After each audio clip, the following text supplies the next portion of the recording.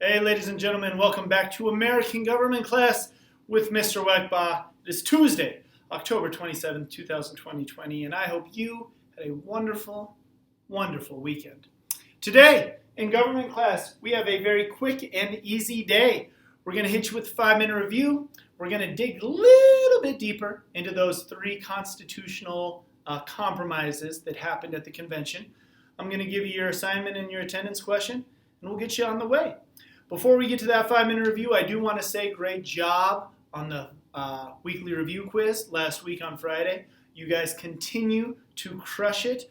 All of us are starting to see, almost all of us are starting to see that the 5-minute reviews at the beginning of class and paying attention, pretty much all the weekly review quiz is, all right? As long as you're paying attention, focusing on the things that I'm saying, the things that we're reviewing each class, you're going to crush it.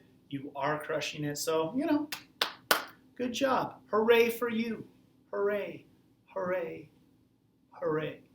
All right, enough of that nonsense. Let's go ahead, get into today's class with a 5-minute review starting now.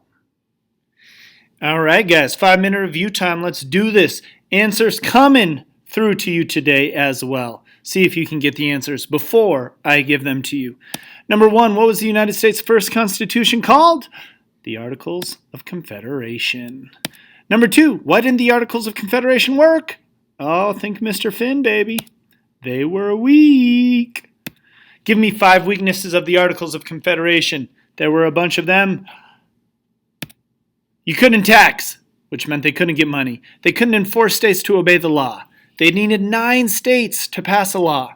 Congress couldn't regulate trade, and changing or amending the Articles required all 13 states to agree, which they never did. Why was the requirement of 9 out of 13 states being present to pass a law a problem? Sometimes 9 states wouldn't even show up. What does the word amend mean? You should know this from vocab. To change or add to, make an addition. What was the flashpoint or the event that led to Alexander Hamilton calling for another convention? In Philadelphia, it was Shay's Rebellion. What was the only purpose of that Philadelphia Convention? We know they ended up creating a new constitution, but that wasn't the main goal. What did they mean to do? They wanted to revise or fix the Articles of Confederation. Didn't even think about creating a new constitution until they got there. What did they do in Philadelphia instead? Well, duh, I just gave that one to you. They created an entirely new constitution. Who is considered to be the father of the Constitution?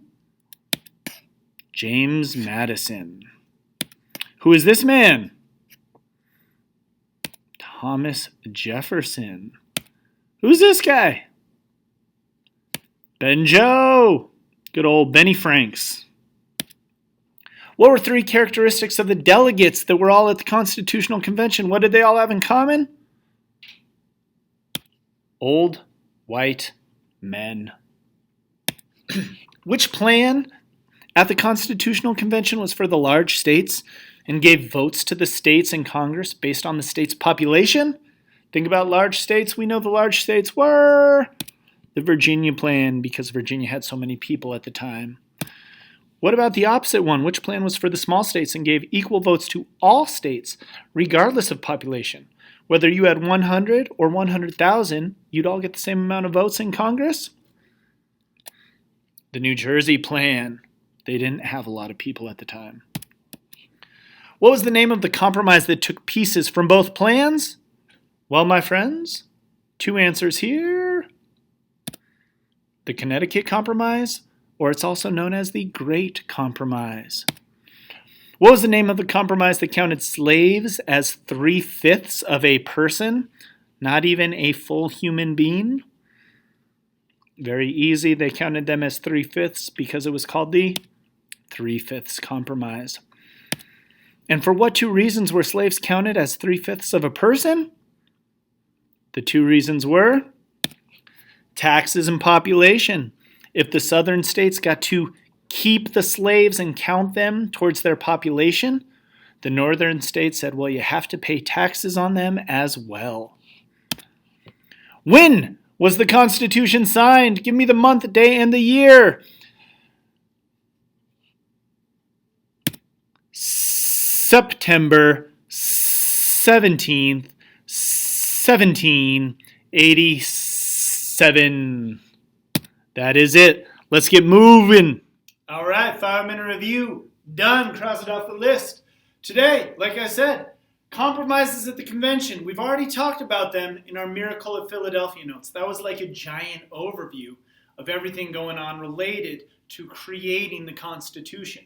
The 3 compromises we talked about were the Connecticut Compromise, aka also known as the Great Compromise, the 3/5 Compromise, how to count slaves and what purposes to count them for, and the Commerce and Slave Trade Compromise.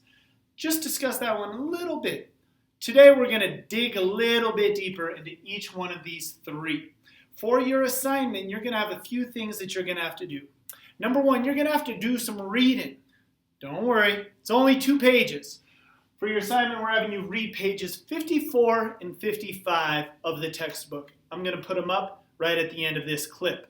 After that, you're going to take this piece of paper that I sent you in your email today on the compromises at the convention.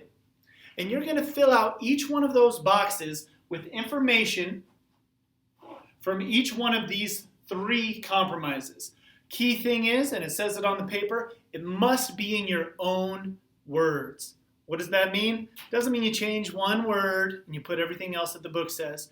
Think about it like if you learned about something and then you were telling your friend about it. Let's say you went to the movies and you saw somebody hanging out with someone else. You wouldn't say word for word what happened. You wouldn't give them a minute-by-minute detail. You'd just be like, yo, Timmy, guess what? I went to the movies this weekend. Saw that new scary movie. It was dope. There were a lot of cool people there. Guess who I saw? John and Sarah were hanging out. Yeah, what's crazy? Isn't that nuts? And you kind of just describe it in your own words. That's what you're doing here. You're going to learn about these 3 things. You're going to read about them in depth. And then you're just going to tell me in your own words as if you didn't have the book with you. That is your assignment for today. You're going to read the pages 54 and 55, and you're going to complete the compromises chart. All right? That will double up as your attendance question. So once I have that, I will mark you as in attendance and give you that participation point as well. If you have any questions, as always, I'm here. I'm here to help you out, but this is kind of a review. It should be pretty easy. All the answers that you're looking for are in the reading. Just make sure that you use your own words. Hope to see you guys soon. Don't know why I keep saying that. I will see you guys soon. We'll see you on Thursday, where we might have another weekly review quiz. It's the last class of the week. You guys take care until then. We'll see you on Thursday. All right, guys. Here is the handout that I sent to you this morning. These are the 3 different compromises that you're going to fill in. You're going to use your own words and describe all 3 of these. I want at least 5 sentences in each box. And the most important part is you need to use your own words. Next, we'll go to the pages. Here's page 54.